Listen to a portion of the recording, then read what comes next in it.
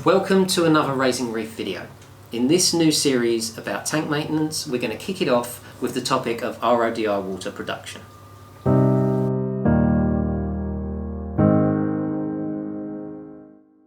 Making your own water allows complete control over the single most important part of your reef tank, and that's the quality of your water. If this isn't right, then you have failed before you even start. And who would want to entrust that to anyone else other than yourself? Because nobody else has as much to lose as you do if the water isn't right. Quite often you see posts online about people asking whether it's worth them investing in an RODI unit purely from a cost per gallon point of view. I still maintain that the cost involved in producing the water or buying it is secondary to the control that you get over the quality of the water when you produce it yourself. That being said, I still maintain that producing your own water in the long run is the cheapest way to do it. When you take into consideration the cost of the RO unit itself, ongoing maintenance replacing cartridges, and maybe the cost of the water, if like me you're on a water meter and you pay for every drop you get, I still believe that it's the cheapest way to produce your water long term. So let's take a look at the RO units and how they work. You can get a 3-stage unit right up to say 7-stage units, and the difference between the two is the 7-stage unit will just double or treble up on the same elements that are involved in the 3 or 4-stage unit. I have a modest 4-stage unit, which means it has 1 micron filter, 1 carbon block filter, a membrane and a DI resin canister. There are many companies out there making RODI units, and it can be difficult to choose between them. As a basic, you're going to want one that has a micron filter, a carbon filter, a membrane, a DI resin pod. You'll also want one that includes a TDS meter that will read the total dissolved solids that are entering and exiting the DI resin stage.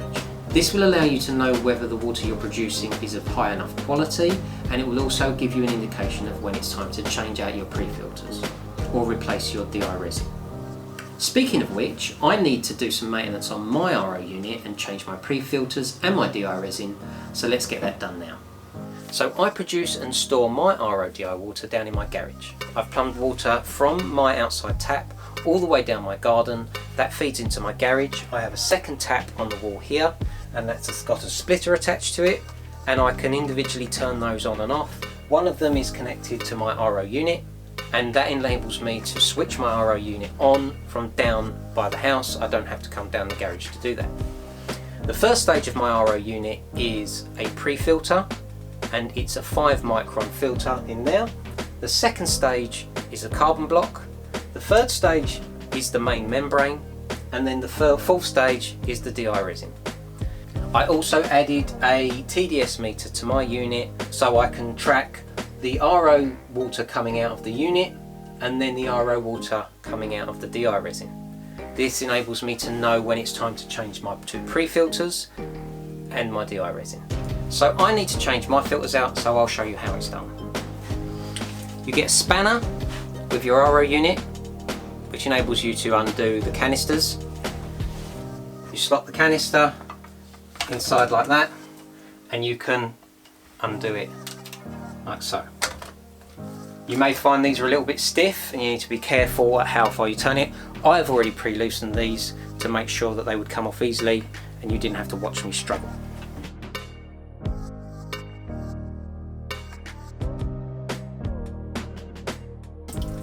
As you can see over time, there's a difference in colour between these two.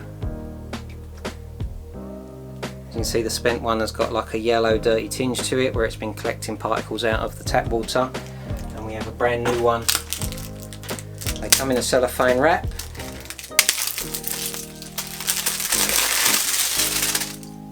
And when you put these in, you will want to run your RO unit for an amount of time to work out any manufacturing residues that may be left within these cartridges. So it's a good idea to flush the unit before collecting any water out of it once you've replace these filters. If you don't want to lose DI resin or waste any, it might be a good idea to disconnect your DI resin canister, run it without the DI resin on it, and then once you're satisfied that these have bedded in, you can then add your new DI resin to it, so you won't be wasting any of the DI resin itself.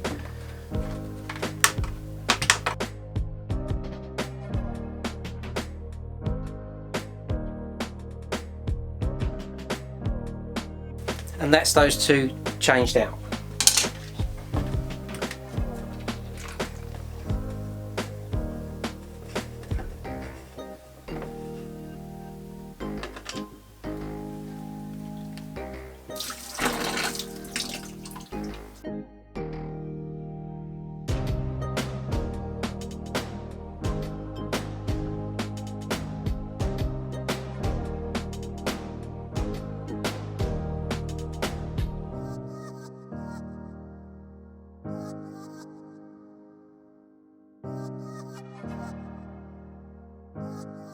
So with the resin packed into this canister nice and tightly, it will force the water to travel through the resin rather than trying to find a path past it.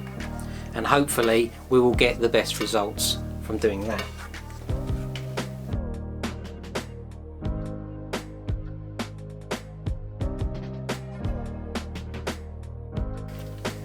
Whenever you're performing maintenance on your RO unit, you will want to inspect any of the O-rings or any of the fixtures to make sure that they're not cracked or damaged, or there isn't any degradation in any of the rubber parts that seal. If everything is all good, then there shouldn't be any problems. So that's all the filters changed. All we'll have to do now is run it for a little while to run off any of the excess water that's in the system and get rid of anything that may be in the filter blocks themselves. And after I've run off, say maybe, I don't know, a couple hundred litres, I will then switch it over and I will start filling my container. So the water that comes out of my RODI unit feeds into this water butt next to it.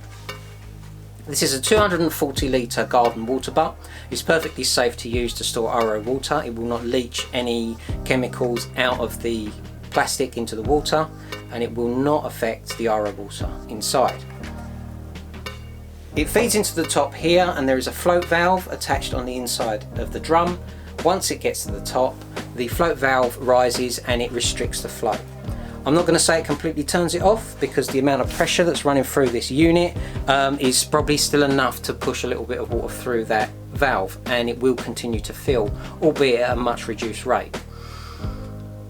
So I still have to be aware of how high this water level is in here and turn the water off when it needs to be turned off. I've rigged this up, and if you can see it here, there's a white pipe. The tap at the bottom of this drum I do not use as a tap. I've got it open, but I've got it facing upwards, and I've attached a piece of clear hose into that, and I have a float inside it. This allows me to check the water level within this container without having to get out there and take the lid off and have a look inside. I can just see at a glance where the float is, and I know that this is at the moment is filled up to about here. This drum will take me about probably at least two full days of my unit running to fill up completely. So I can make 240 litres of water in about 2 days. I'd say in about 20 hours, because I'll run it during the daytime and I'll switch it off at night.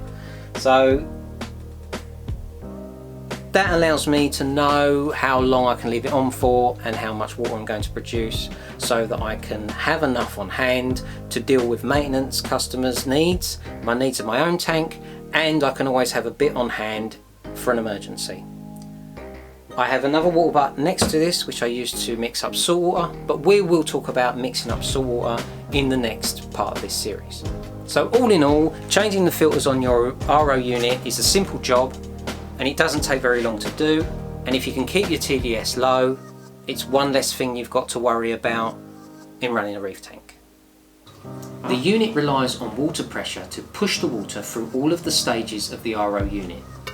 If your local pressure is low, RO production will be slow, and some people need to fit an RO booster pump to their unit in order to push that pressure up to a desirable level to increase production. So if your water level is low, that's another thing to add to your list of requirements when choosing your RO unit. So with all that said, let's move on to storing RO water. Storing RO water in airtight containers maintains best quality. If RO water is left open, it will absorb elements out of the surrounding air, and this will start to increase the TDS. I store mine in a water butt with a tight fitting lid, and I find that sufficient. I like to keep a good quantity of RODI water made up on hand in case I need it in an emergency. This can be used to mix up some fresh salt water to perform a water change if necessary. Well, that about covers making RODI water for the Reef aquarium. In the next instalment of this series, we will look at the production and storing of salt water. So if you enjoyed this video, don't forget to give it a like, that would mean a lot to me. Subscribe to my channel if you want to see more videos just like this one. And as always, take it easy guys, and I'll see you in the next video.